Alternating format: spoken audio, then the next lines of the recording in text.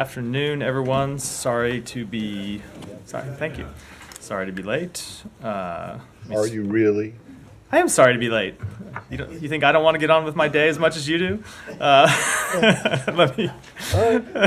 I'll accept your apology. No, thank you. Let me start with some opening comments. As we mark 2 years this week since Russia's full-scale invasion of Ukraine, the brutality of Putin's regime is increasingly evident both at home and abroad.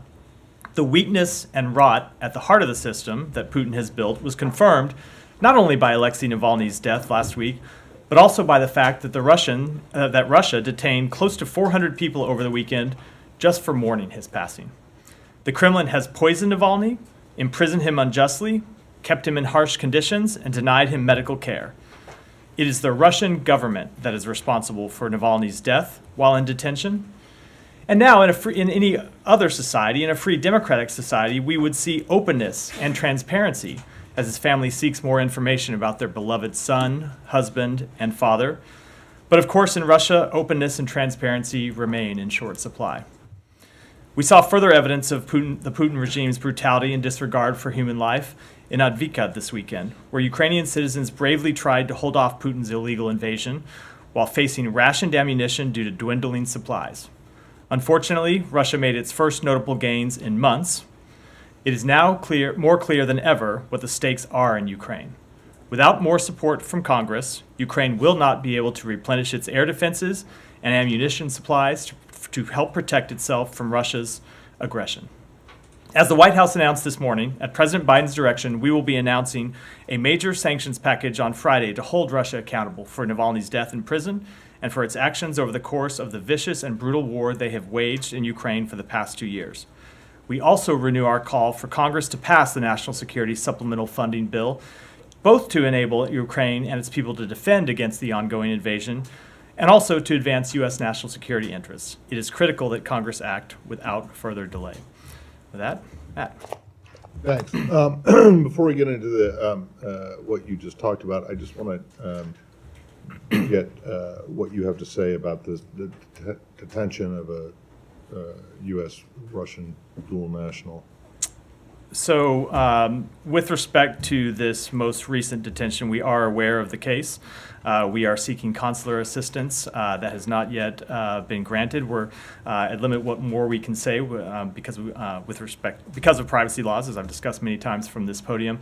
And I will just say generally, as I think you are aware, Russia, when it comes to dual citizens of the United States and Russia, or dual citizens of any other country in Russia, Russia does not recognize dual citizenship, considers them to be Russian citizens first and foremost. And so oftentimes we have a difficult time getting consular assistance, but we will pursue it in all matters where a U.S. citizen is detained. Okay. And then on the sanctions, why wait until Friday? It takes time to put these sanctions packages together. Well, it's been 2 years. It has been 2 years. Anniversary was coming up. And if you have watched, you have seen us roll out a significant number of sanctions packages over that 2 years. So it's not like we have delayed anything. No. But we are always looking to impose new sanctions as facts justify, when we see sanctions evasion or activity moving to new areas, and to tighten our existing sanctions. And we'll have more to say on Friday. Okay. Go ahead, Sean. Or do you want to go stay? Could I also ask if you have any reaction on Evan Gershkovich, is the latest pretrial detention that he's been kept in for another 30 days? So with respect to Evan Gershkovich, Ambassador Tracy attended Evan's hearing and spoke to the press soon after. You may have seen her comments. We're disappointed but not surprised by the outcome of the hearing.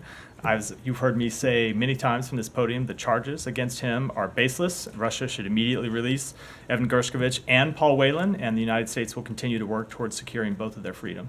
And just one other on Russia, Radio Free Europe. I don't know if you saw the Russian announcement in that saying it's undesirable as an organization. Do you have any reaction on the Russian statement? I don't have any specific reaction other than to say that you have seen Vladimir Putin oppose the free dissemination of information, the free press inside Russia, and unfortunately that seems to not surprisingly, but unfortunately not moved off that position. Let me go to Humera first. Matt, can you say at all if the administration is going to use this EO that you guys issued in December that threatened basically penalties for financial institutions that helped circumvent Russia's sanctions? You mean with respect to our announcements that are coming on Friday? I certainly don't want to preview Yes, those. And yeah. I just say in general. The announcements that are coming on Friday, on that you Friday guys that have you would made like me- public on Monday. That you would like, it's Tuesday, actually. Tuesday. But weekend. we made public that we'll be taking that action. I don't want to preview what they will be, but as we have said, they will be a major sanctions package. Right. Can I just ask a little bit on Ukraine, coming off the heels of Munich Security Conference, where a lot of European leaders and sort of various officials have tweeted their rather negative outlook about, the supplemental in Congress and all that. And Congress is on holiday until mid-March. What exactly is the administration planning? How to convince the speaker? Whether you have a plan B if the supplementals prospects look pretty bleak.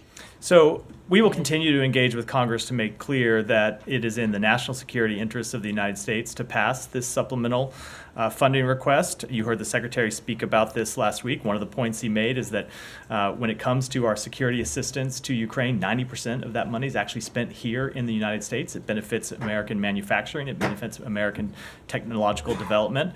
So we will continue to make that case. But I think it's also the American people that make that case. If you look at the recent polls that came out, the American people overwhelmingly continue to support standing with Ukraine.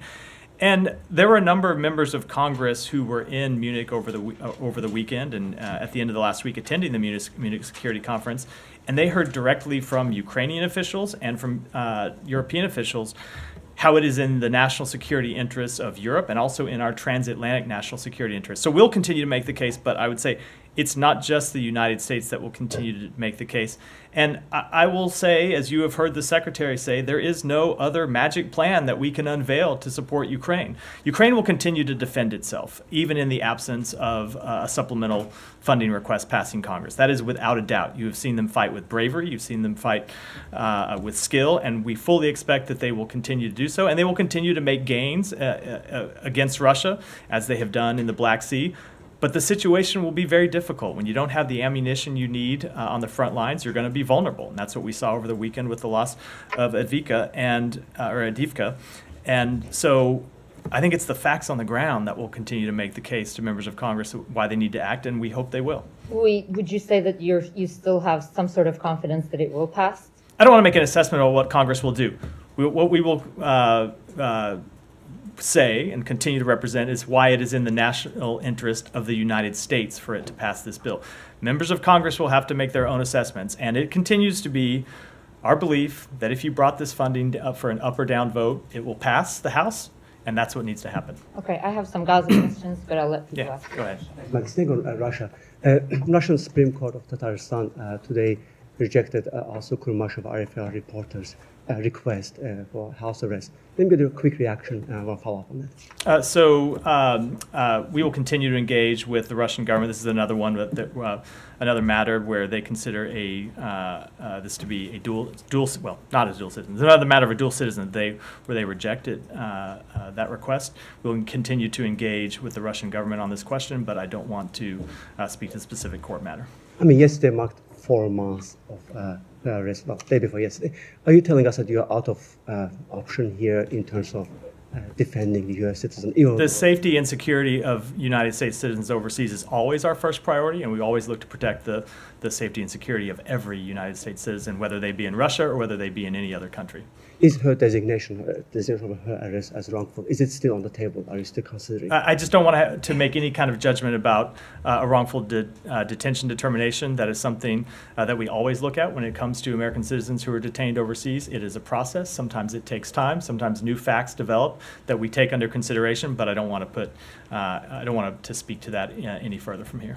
I'm going back to Sean's question. On this, Alex, Yeah. RFE-RL2, Russia has labeled Radio Free Europe today as an undesirable organization after designating it as a foreign agent. Do you have? I commented on that a moment ago. Just to say we have seen Russia continue to crack down on a free press, continue to crack down on transparency. It is quite clear that they do not want their people to have information about what the Russian regime does abroad, what the Russian regime does to its own people. And one more, Russia places I don't you think as Alex senator. completely used the floor, since we're talking but about go ahead, Michelle. Yeah, Russia places you as Senator Lindsey Graham on Russia's terrorist and extremist list. Any reaction to that? So we've seen obviously the Russian government designate a broad range of United States officials with various sanctions. I doubt there are any significant ramifications from that, partly because I doubt very much that Senator Graham, who I shouldn't speak to, he can speak for himself, plan to travel to Russia anytime in the near future. Again, is it fair for us to report back that you just said you will not take any action? Just for RFE. Alex, you can report back what I just said, not your implication of what I didn't say. And what I said was that the safety and security of American citizens abroad is always our first priority. That is true with respect to this case. It is true with respect to every American overseas. And when it comes to the wrongful detention determination, that is a process that takes time here at the department where we assess the facts, some of which change over time, circumstances change over time, and make a determination that is consistent with the law. Please come back to Danny, go ahead. Thank you, Matt. Two questions on South Korea, Cuba, and North Korea. South Korea and Cuba established diplomatic relations last week. Cuba has been a brother country with North Korea for a long time. What is the U.S.'s I don't have any comment on relationship between South Korea and Cuba. Obviously, we have always said that countries are free to pick their own, free to decide their own diplomatic engagements and their own diplomatic alignments. Okay, on North Korea's Kim Yo-jong announced that North Korea is open to talks with Japan. If Japan does not interfere with North Korea's nuclear and missile test and abduction issues, my question is, if Japan tolerates this and talked with North Korea, what impact do you think it will have on the U.S. and South Korea, North Korea alliance? I think that's a pretty big if. I think I will wait to see how the government of Japan responds to that question before I weigh in any further. Wait, you don't have any? I am aware of the opinions North or Korean whatever? offer. I have not seen the government of Japan respond, but it will continue to be our policy to achieve for full denuclearization of the North Korean or of the Korean Peninsula. That, of course, has not changed and will not change. Any intention of North Korea? Why they suggested to talk with the North? That is a good. That is a question for North Korea, not for me. Thank you. Yeah, go ahead. Yeah. Thank you. I have a question about a statement by the UN experts from the UN Human Rights Office yesterday expressing alarm over allegations of human rights violations to which Palestinian women and girls in the West Bank in Gaza is subjected to. They said, the UN experts said that Palestinian women and girls in detention have been subjected to multiple forms of sexual assault by male Israeli army officers. At least two of them were reportedly threatened with rape and sexual violence. Have you seen those allegations? So, do you have any reaction? I have seen the allegations. I cannot independently confirm the reports. I will say that we have been clear that civilians and detained individuals must be treated humanely and in accordance with international humanitarian law. We strongly urge Israel to thoroughly and transparently investigate credible allegations, ensure any accountability for abuses and violations, and that will continue to be our position. Have you heard back from your previous call for investigation into the killing of Hind Rajab? Hind Rajab killing of. We have heard that those investigations are underway. It's our understanding the investigations have not yet been concluded.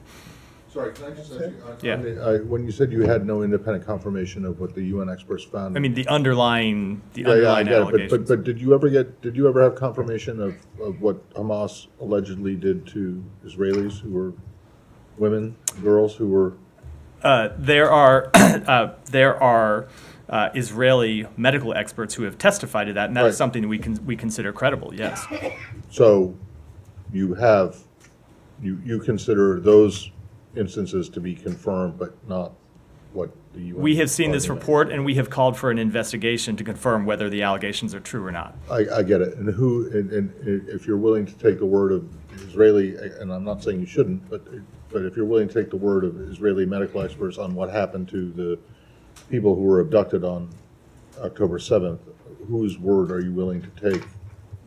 Or if not the UN, who A full, independent, credible would it have to be- investigation. Would it have to be Israeli medical expert? We are calling for that in a, no, it of course would not have to be an Israeli Well, medical or expert, a Pal- credible medical Pal- expert, Palestinian- a credible, I don't want to prescribe who it would be, a credible medical expert that can testify to it would be something we would look at, of course. It would not have We to be would look Israeli. at, but you take, you. I'm not going to, because that's one where we have seen the outcome of the investigation and are able to opine on it. I'm not going to opine on a matter. Well, before yeah, it's been but you didn't conducted. do your own independent investigation into And- what I think, it's pretty much well accepted by everybody that there were instances of rape and sexual assault on October 7th. And the circumstances very much matter. And in this I it is completely a understand well that, it but is I a just well wonder- accept hold on, it is a well accepted fact with respect to this. Yeah, hold on. might be No, a no, well-accepted just let me fact, finish. But you're saying Just- that but you're saying that you have what you consider to be independent confirmation that those Let- attacks, those assaults happened. It is And in independent this case- confirmation. It is a well accepted fact because the investigations produced credible evidence that not just the United States Okay. accepted, but countries. No, let me finish. Countries around the world accepted. With respect to these new allegations, we want to see an investigation, and we will of course look at the investigation and make our judgments when that investigation is concluded. Okay, so it's just too early. Correct. Thank you. Can I say in the Middle East? Yeah. Just well, a couple things, but of course, the secretary's on his way to Brasilia. I'm sure you saw the comments by Lula, by President Lula, in Ethiopia this past weekend.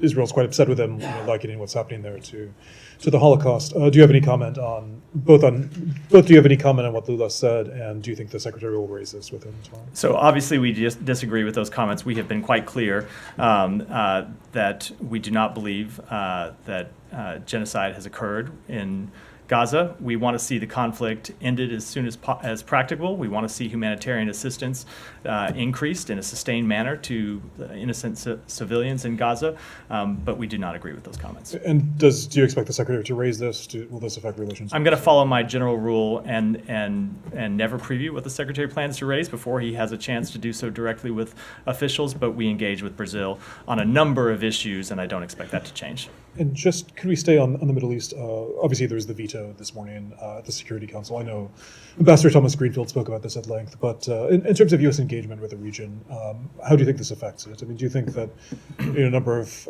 Arab states in particular have been calling for a ceasefire? How does this take U.S. diplomacy? So look, when it comes to an immediate ceasefire, this has been a place where we've had a disagreement with a number of countries in the region for some time now. I don't think that's anything that's new. But that has not stopped us from being able to engage constructively about how to bring this conflict to an end.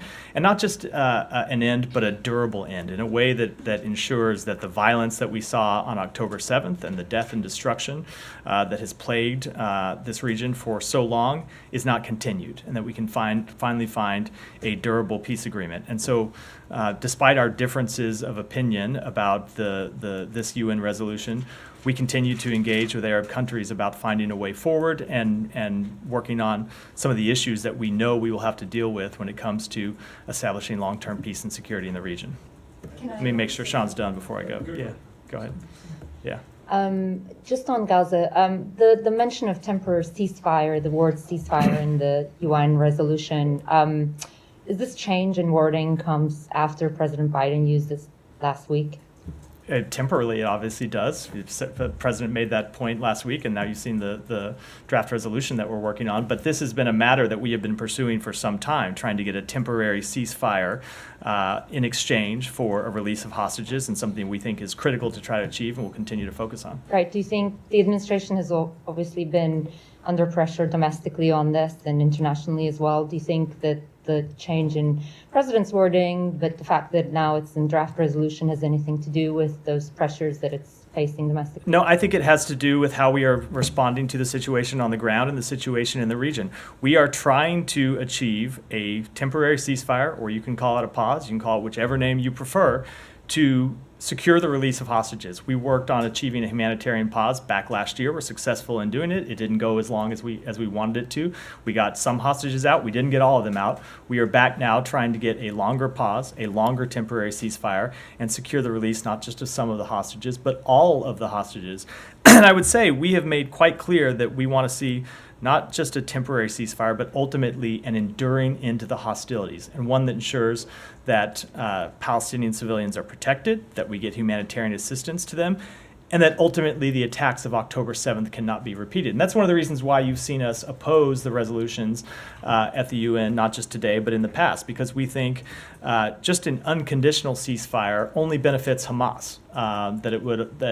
Hamas is not going to abide by a full temporary ceasefire. They're going to continue to hold hostages. They're going to continue to launch attacks against Israel. They may not do it for a week or so, but they have not forsworn their aims to destroy the state of Israel. And so we've opposed that policy, and we think it's not one that's effective. We think a negotiated agreement that would get a temporary pause, a temporary ceasefire, is ultimately not just the way to release the hostages and alleviate the suffering of the Palestinian people, but to give us a pathway to a more enduring end to hostilities. Right. And you'd like to achieve that pause before Ramadan starts? We would like to achieve that pause yesterday. Right. We would like to achieve it today or tomorrow. We want to achieve it as soon as possible. Sure, but how concerned are you that the fighting will continue into Ramadan? Are you doing anything specific about that? I don't want to get ahead of the situation because we are right now in conversations and in negotiations to try to achieve humanitarian pause. We are still over 2 weeks away from Ramadan.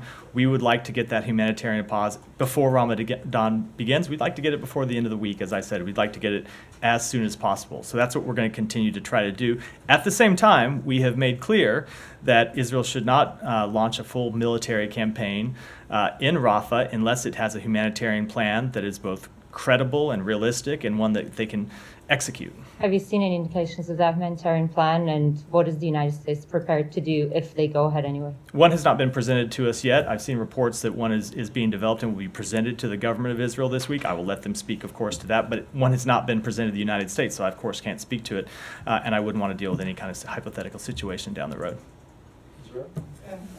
Shannon, go ahead.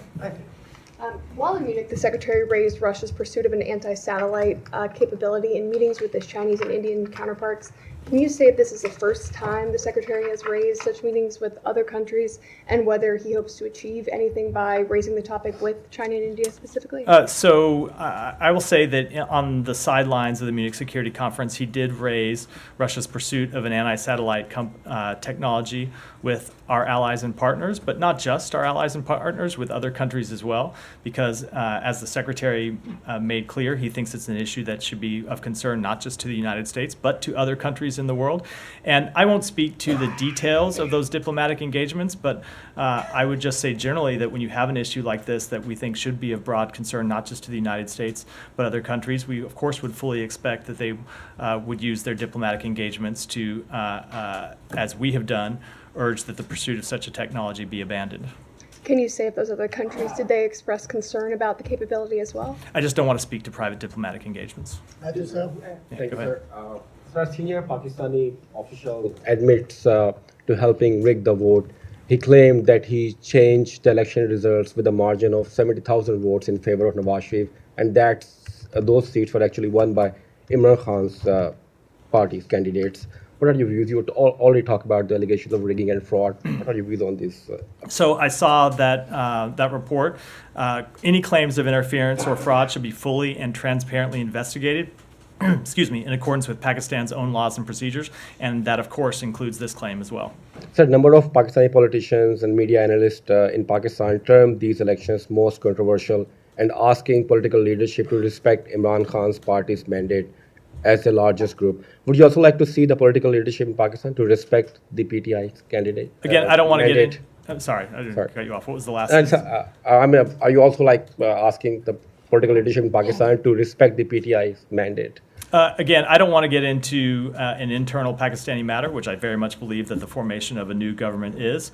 But so that's a matter that I will leave to Pakistan. But as I said, when it comes to the any claims of interference or allegations of irregularities, we want to see those fully investigated. Can I just Different topic. Go ahead. Go ahead. Do you mind if I just follow very briefly? Yeah, go ahead. Just You guys are so nice to each other, like tolerating all these interruptions always today. cordial. Huh? Always trying to be. Can I just follow on Pakistan though? In relation to this, He's gonna be mad if I don't come back to him now. I'll get to.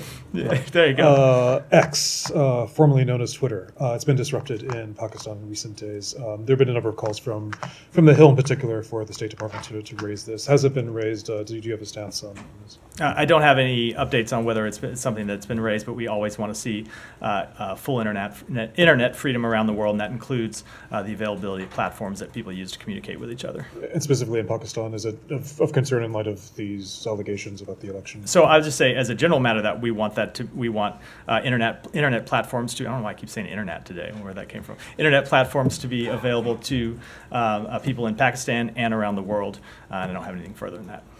Nick, go ahead. Thank you. There have been some reports over the weekend that the State Inspector General opened an investigation into Rob Malley and is being put on leave. Do you have anything you can add to that? So I won't speak on behalf of the Inspector General. As you know, they operate independently, and they should be the ones to decide whether to confirm any investigation or not confirm an investigation. I will say that when it comes to Inspector General investigations, we always comply with those fully, and will continue to do so.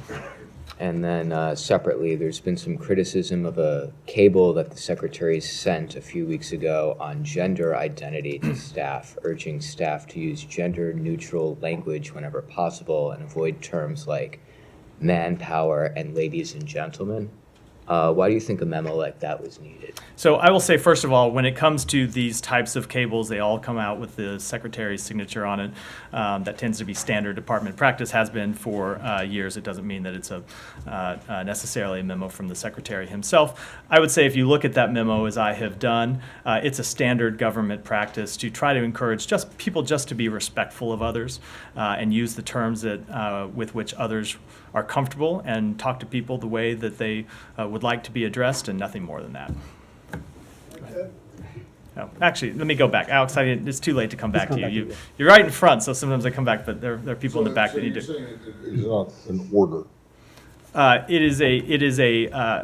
would like to look at the memo again before, but my understanding of it was a best practices Okay, piece. well, you remember there was a little bit of a kerfuffle some time ago, maybe before you were here, when email. When people's pronouns were changed for them by Yes. mistake. I do remember that. Exactly. No, this was just encouraging people to be respectful and treat people with respect and address them with the terms that they feel comfortable with. Okay, well, I mean, does the Secretary or anyone else in the building have an issue with the phrase "ladies and gentlemen"? I do not have. Not you. I do not have any problem with the term "ladies and gentlemen," and I feel fully confident saying the Secretary does not either. Go ahead. Thank you, Matt. Bangladesh regime people involvement in corruption is an open secret. According to a Bloomberg detailed report yesterday, Safiud Zaman Chaudhry, one of the cabinet ministers, is alleged to have built an empire in the UK and USA valued at £200 million sterling, equivalent to 1% of the country's foreign reserve. This is just one case among many. How is the US addressing this matter to hold the government accountable and combat corruption globally? We are aware of these reports and encourage the government of Bangladesh to ensure that all elected officials comply with the country's laws and financial regulations. Go ahead. Go. No. The best way to not get called on is to shout out a question while I'm calling on other people. Go ahead. But I will come across to this side of the room in a minute. Thank you, Matt. In light of world pressure on Israel to accept a Palestinian state dividing their land with Hamas and Palestinian Authority terrorist organizations, and for Israel not to enter Rafah in Gaza to destroy Hamas there, what is the State Department's response to Prime Ministers Netanyahu and the Israeli cabinet, as well as the entire Jewish population, who are defending their right to live free from terrorism? And I follow up. We, of course, agree with Israel's right to live free from terrorism. If you've looked at the repeated comments that Secretary Blinken has made, not just here in the United States, but in Israel itself. On his 5 trips to the region, he has made clear that he supports Israel's right to ensure that October 7th can never happen again. And more importantly, he is trying to achieve a resolution of this conflict that will ensure Israel has long-term peace and long-term security, including security, of course, from terrorism. Are you going to be wanting to prevent Israel from entering Rafah to take out Hamas there? What we have said is we do not support a full-scale military campaign in Rafah that does not account for the more than 1 million Palestinians who are currently there. People who have nothing to do with Hamas, innocent civilians, men, women, children, the elderly, who in many cases have fled to Rafah from their homes, in some cases have fled more than once, have fled 2 or 3 times to escape the war, the conflict that is raging in Gaza. So we fully support Israel's right to take a military campaign to Hamas and ensure that, that the attacks of October 7th cannot be repeated, as I said. But we also want to see civilians properly accounted for. And right now, we don't believe that there is a way to conduct a military campaign in Rafah without moving some of those civilians and properly accounting for their humanitarian needs. What are the reasons of the State Department for not demanding Hamas immediately release all remaining hostages unconditionally? I think you've missed dozens and dozens of statements from the State Department going back to October 7th. Well, it's actually October 8th by the time that, that we were aware that hostages should be released, and was the first time the Secretary called for the immediate release of hostages. And he has continued to make that clear, as have I, as has the President. We have demanded time and time again that hostages be released immediately and unconditionally. Go ahead. Thanks, Matt. I just wanted to circle back to the verbiage used in the draft, UN draft today. I mean, how important is it that you use the word ceasefire as opposed to an extended pause, which is what you've been using prior? I will let other people make those sorts of assessments. From a policy perspective, we want to achieve a temporary stop in fighting. You can call that a ceasefire. You can call that a pause. Ultimately, we want to see the fighting stop so hostages can get out, hostages can be released, and humanitarian assistance can get in. But I should make clear, the only kind of temporary ceasefire that is going to achieve a release of hostages is one that's negotiated. Just calling for a temporary ceasefire is not going to, that Hamas has not agreed to, is not going to do anything to get the hostages out, which is why we can continue to pursue diplomacy with Israel and with the governments of Egypt and Qatar to try to achieve a temporary ceasefire that would secure the release of hostages. We think that is by far the most productive way forward. It is what achieved a release of more than 100 hostages last year, and what we think should be the productive path for moving forward now. Two questions about Afghanistan. Yeah. As you know, the Taliban refused to attend the UN-sponsored conference on Doha that concluded yesterday. They didn't send any delegation, and also they rejected the appointment of a special envoy by UN in Afghanistan. Does the United States still hope to engage with Taliban by considering all of this? Let me just speak to what we were trying to engage, or what we were trying to achieve by attending this conference. And it's not surprising that the Taliban, of course, has different objectives. We were trying to achieve a number of things. One, to make clear that Afghanistan should not be a hotbed for terrorist activities that impact other countries. Two, a vision for Afghanistan with inclusive institutions in which its diverse groups all feel represented in a state that is truly inclusive. And number three, a concern about the respect of human rights, and in particular the rights of women and girls. So that's what we're going to continue to pursue.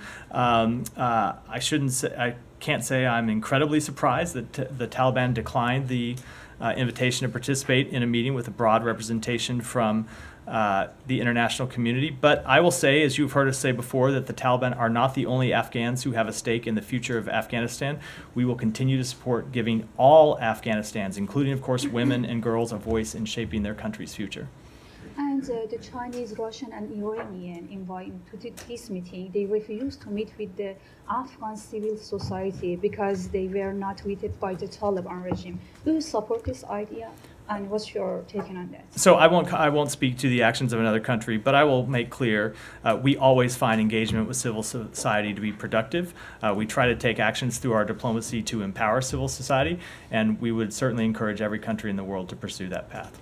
Let me go back to. I promised you I'd come to you a minute ago. Go ahead. Me?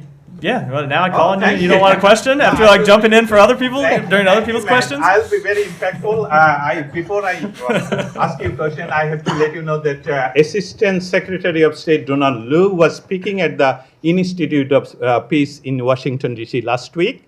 He said that the situation in Burma was not getting better, and what worried him was that the refugee crisis and security problem it was creating for Bangladesh and potentially for India could get deeper in coming days. Quote, it is something we have to watch out for and enable our partners in the region, in this case Bangladesh and India, to cope with those stresses without it boiling over the instability in their countries as well, cross-border instability. What is your opinion on that? Thank you. I think it was a well-crafted, well-delivered speech, and I don't have anything to add to it. Go ahead. Thank you. Thank you, Matt. Go ahead. Ooh. Yeah. Yeah, thanks. I have two questions. The Houthis have escalated their attacks on ships in the Red Sea during the weekend. One of the attacks targeted or damaged a ship and forced its crew to abandon it.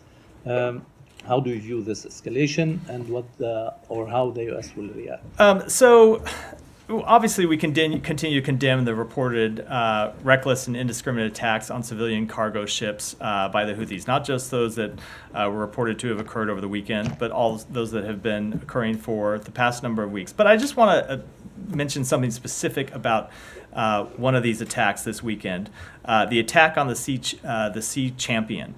That ship was bringing corn and other food supplies to the Yemeni people in Aden. These were supplies for the Yemeni people. Have nothing to do with Israel, have nothing to do with the conflict in Gaza. That, of course, is what the Houthis have claimed their attacks on civilian ships are trying to impact. This was a reckless attack on a ship delivering humanitarian assistance to the Yemeni people.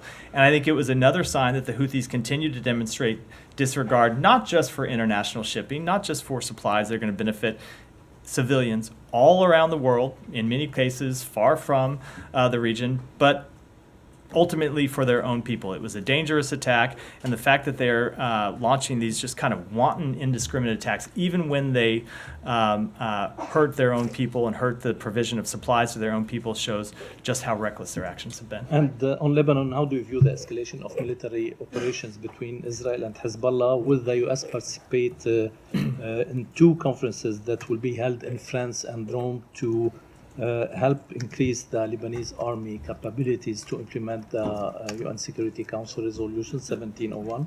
So we continue to be concerned about the risk of escalation and continue to be concerned about the risk of the conflict widening. And we continue to work to achieve a diplomatic path forward that resolves the legitimate concerns of the government of Israel and the legitimate concerns of Israeli people who don't want to move back to the north because they feel that their houses continue to be threatened, their communities continue to be threatened by attacks from Hezbollah. So we're continuing to pursue that diplomatic resolution as it pertains to these two conferences, or I think maybe in one of the cases, potential conferences. I don't have anything to add about possible U.S. participation. Let me go back here.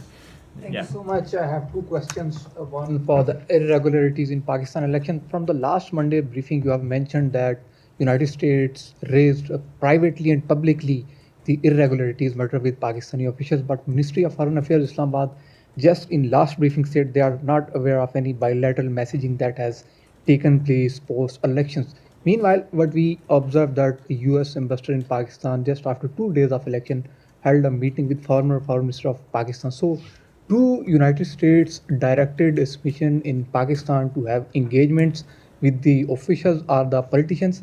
Secondly, I want to ask regarding the efforts for United States for the Israel-Saudi normalization. Let me before we get in, let me answer the question you asked, which is, I'm not going to talk to private diplomatic engagements, but we have made clear that we want to see any claims of any irregularities or claimed irregularities for fully investigated. Go ahead. So the October 7th is considered as big damage for diplomatic efforts by US in Saudi-Israeli normalization process. So MBS, the Crown Prince, demanded two-state solution, and he also looking for a timeline from US. So Netanyahu is not like bothering this two-state solution, this condition. So what is the time frame after the post-Gaza war? What will be the damage repair by the US to repair this, as number of Arab nations have reservations on this?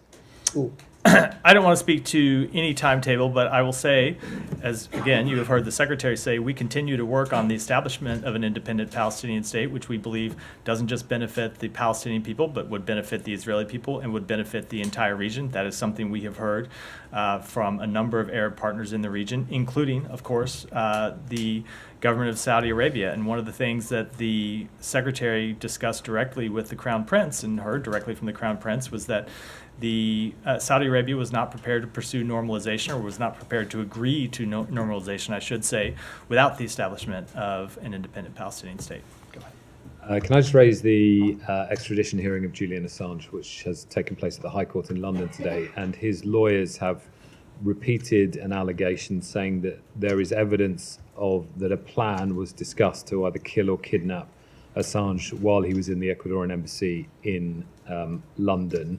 Mark Summers, KC, Assange's lawyer, saying senior CIA officials requested plans.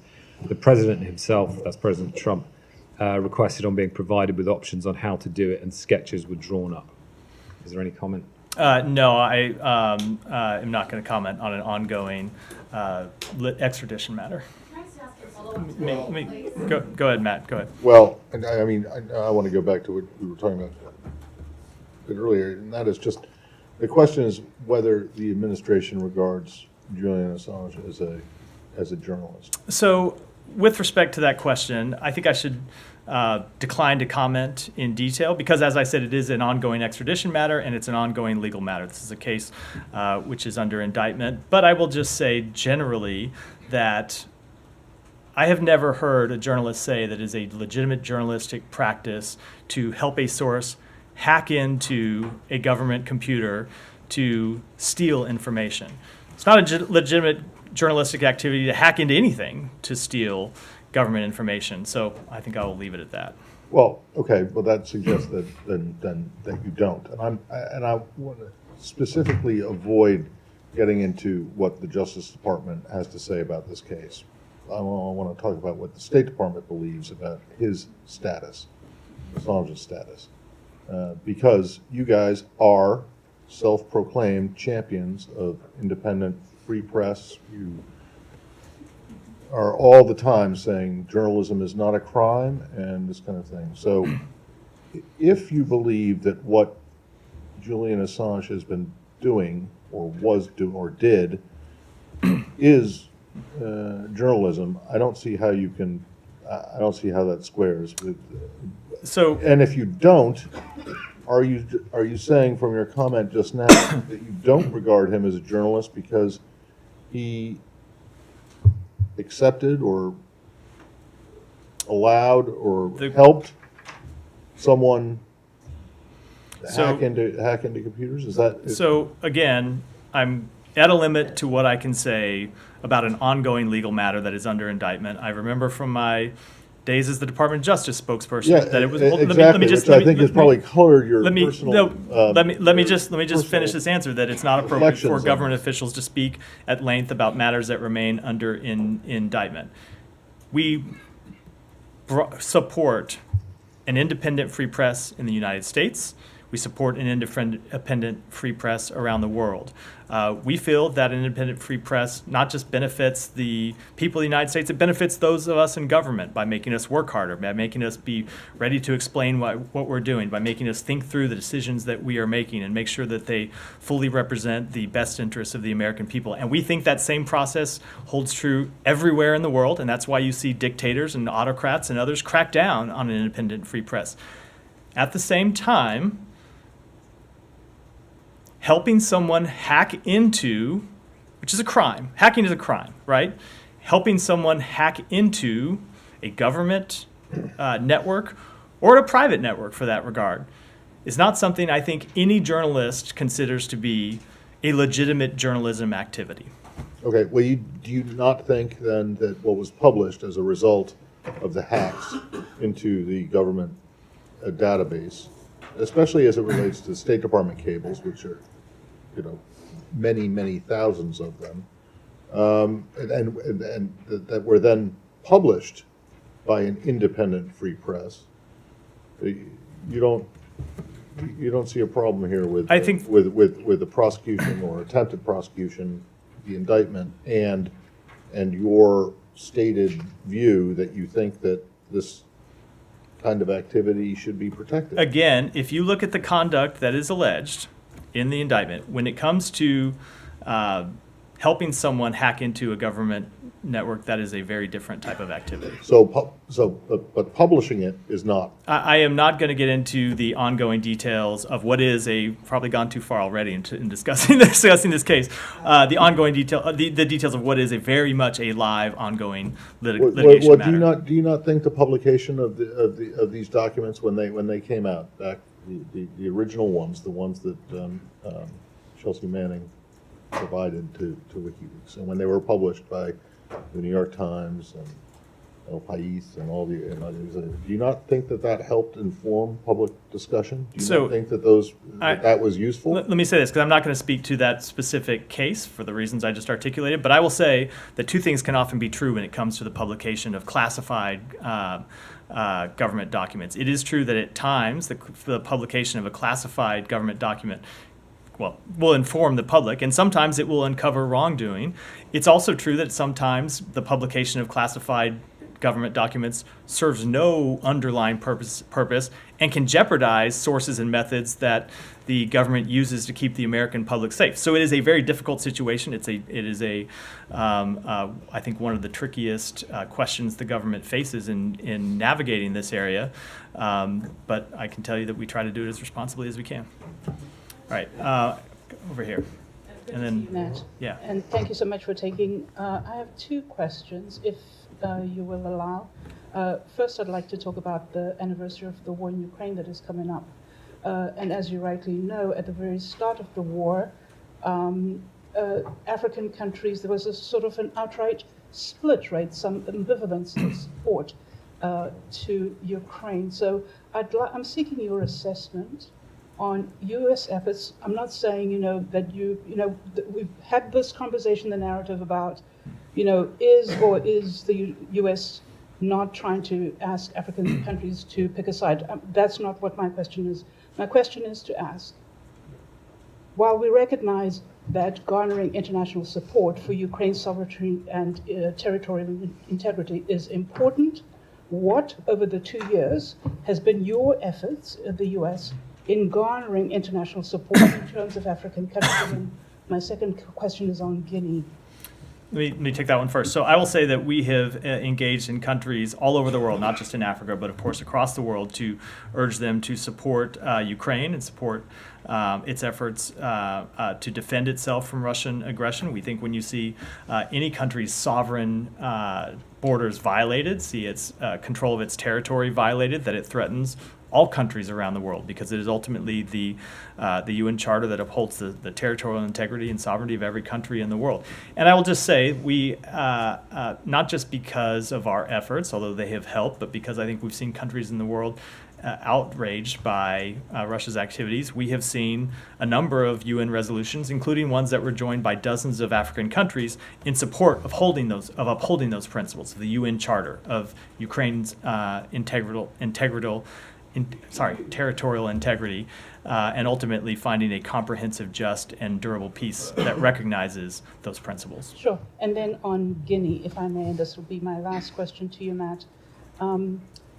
Since yesterday, as you may already know, there is no leadership in Guinea. I think there is currently maybe some low-level leadership. They dissolved the government, and so while I appreciate that you will not comment on the internal affairs of another country, I am asking you to see if you can comment on your own efforts and how you might be engaging any stakeholders in Guinea or in that part of the world, for that matter, or any regional organization besides ECOWAS, which may seem a little weakened. Are there any other countries that you may be engaging? Angola, South Africa, Kenya, in your Sure. efforts in this regard? So we are closely monitoring developments in Guinea. We encourage the transition authorities to work with ECOWAS. It's something we've discussed with a number of ECOWAS states, and to continue positive momentum by holding a constitutional referendum and elections in order to complete democratic governance. We remain concerned about media restrictions placed on the Ghanaian people, and call on the transition authorities to ensure that freedoms of peaceful assembly and expression are fully respected, including for members of the press, and we are engaging with another number of countries in the region around those goals. One more, and then Humera, did you have one? Sorry. That. But just one more, Africa. Rwanda DRC, you issued a statement on Saturday, I believe it was, on the so the DRC is alleging Rwandan involvement in the drone attack on the airport. Since the statement, has there been any response from Rwanda? Are you confident that there's some progress in there? How do you see things going on? I don't have any update on the situation since we released that statement over the weekend. But do you find the DRC allegations credible of Rwandan involvement? I don't have anything to add beyond what we said over the weekend. Humera, and then we'll finish up. Matt, there were some incidents off the coast of Taiwan in the past couple of days. China's Coast Guard boarded a Taiwanese tourist boat, and on Tuesday, Taiwan drove away a Chinese Coast Guard boat that entered its waters. Are you guys worried about any escalating tensions? Have you seen that? Yeah, we are closely monitoring Beijing's actions. We continue to urge restraint and no unilateral change to the status quo, which has preserved peace and stability in the Taiwan Strait and throughout the region for decades. We urge the PRC to engage in meaningful dialogue with Taiwan to reduce the risk of miscalculation, and we share with other countries, not just in the region, but around the world, an abiding interest in peace and stability across the Taiwan Strait and in the broader Indo-Pacific region, which impact global security and prosperity. And with that, we'll wrap for today. Thanks, everyone.